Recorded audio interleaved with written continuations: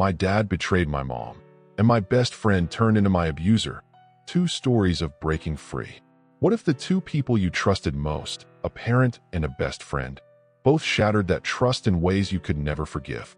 When my eyes finally opened to who my dad really was. I'm an 18-year-old guy, an only child, raised by a mom who quietly carried the weight of the entire household, and a dad who, well, let's just say he was the king of the couch. Both of them worked full-time, but mom handled everything. Breakfast, lunch, dinner, groceries, cleaning, laundry, you name it. Dad, he might mow the lawn once in a while, shovel snow, or fix something if it broke, but that was about it. As a kid, I didn't see the imbalance. Dad was the fun parent, taking me to sports games, buying me ice cream, tossing a ball around in the yard. Mom was the one who stayed up all night when I was sick, helped with homework, packed my school bag, and comforted me when the world felt too heavy. Then, when I was 12, I made a mistake that still stings to remember. Mom asked me to help her clean up, and I brushed her off. When she insisted, I snapped, telling her to leave me alone. Minutes later, I heard her crying in the bathroom. That sound, it broke something inside me. I realized she'd been doing everything for us while Dad barely lifted a finger, and I had been doing even less. From that day, I started helping her, not because she asked, but because I couldn't bear to let her carry it all alone.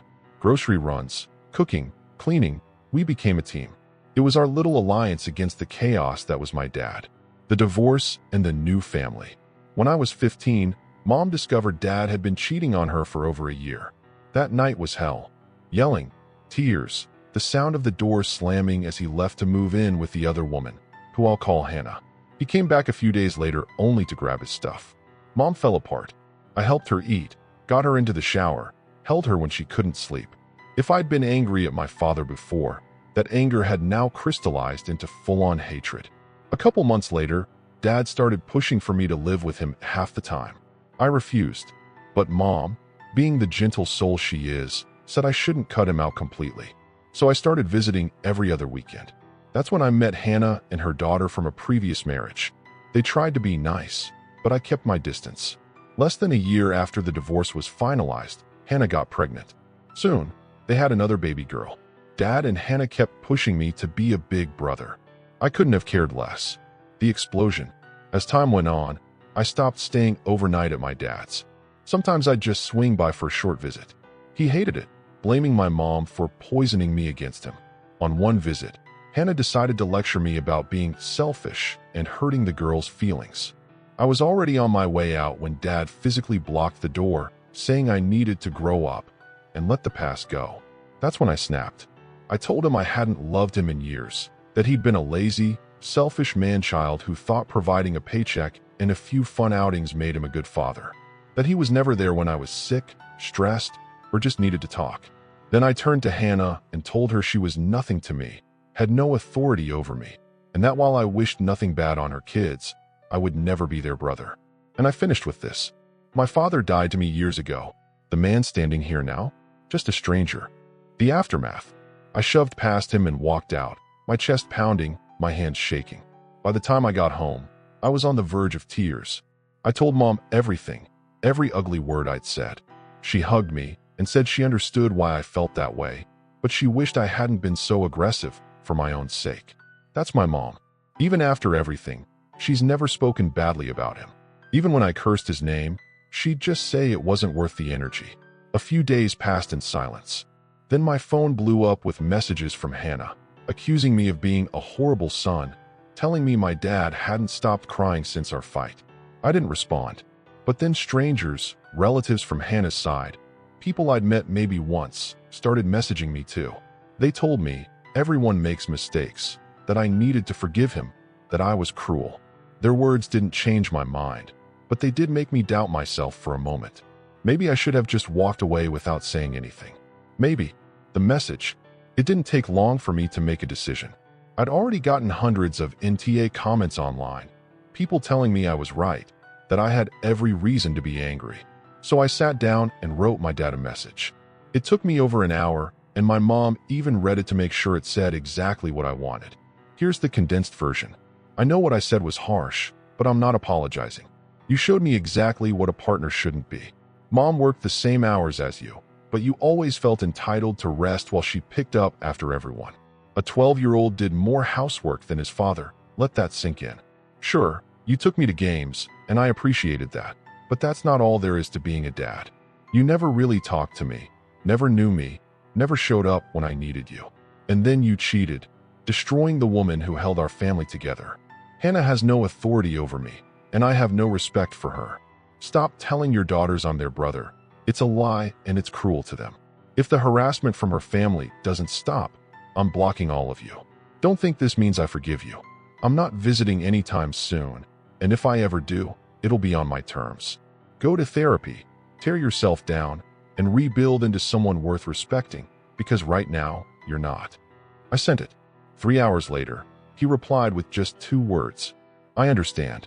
Finally free. The random messages stopped, and for the first time in years, I felt free. Not happy exactly, but lighter. I'm not burning the bridge completely. There's still a chance he could change. But I'm done carrying his guilt, done pretending we have something we don't.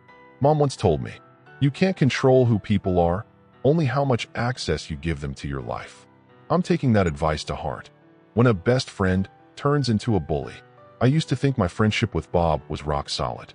We've been close for years, never romantic, just tight friends. I'd gotten along with all his girlfriends, and he'd been cool with whoever I dated. In fact, I hadn't dated anyone in about 3 years, and it never caused tension between us. But when Bob started dating his last girlfriend, things got strange. Apparently, she suspected there might be more going on between us. To prove her wrong, Bob began treating me like I was his kid brother. Teasing me, picking on me, little pranks. Harmless at first, but they didn't stop when she felt reassured. If anything, they got worse. Part 8. The jokes that weren't funny.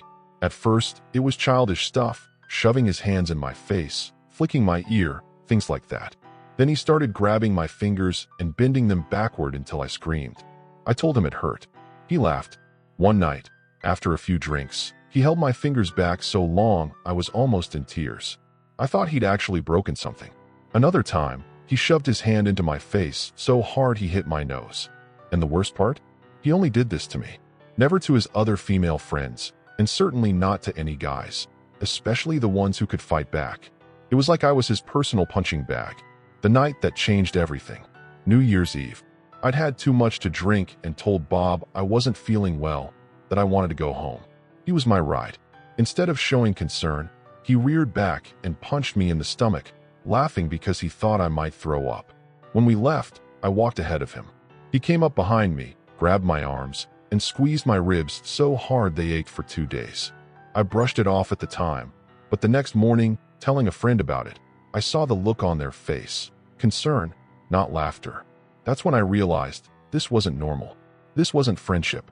The trip from hell. I confronted Bob, told him to stop touching me in any way, that it wasn't funny and it hurt. He seemed upset and promised to quit. For a short while, he did. Then he started dating a new girl. Beautiful, yes, but with nothing in common with him except physical attraction. She was 9 months pregnant, with someone else's baby. I told him it wasn't a great idea, but he brushed me off.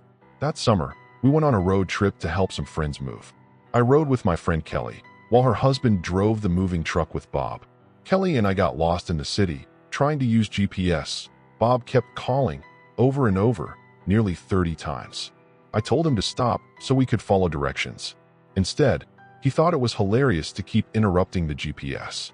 When I asked for the hotel name, he gave me a fake one. We drove an hour in the wrong direction. By the time we got there, I refused to share a room with him. He begged me to stay with him. I said no. The breaking point. The next day, we unloaded the truck. Bob made constant digs, calling me names, making fun of how I looked, walking up and punching me in the stomach while I carried furniture. Later, we went into the city. I had a sore throat and wasn't feeling well. Bob started making disgusting, sexual comments about what would make it feel better. I shut him down hard. That's when something in him snapped. He started spitting into his hand and smearing it on my face and neck, blowing snot at me, calling me every vile name he could think of. He told me he'd slit my throat, beat me until I bled. While driving, he swerved the car on purpose, flooring the gas to scare me.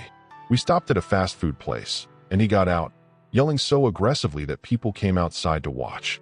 When he came back, I told him calmly, "If you ever touch me or hurt me again, you'll regret it for the rest of your life." Cutting ties for good. Later, he told Kelly's husband he'd snapped because I was chewing gum and gum grossed him out. That was his excuse for the threats, the violence, all of it. When we got back home, I cut him off completely. Months passed.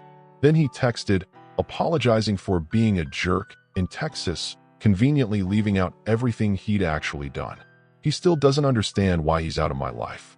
But I do, and I'm not letting him back in, ever.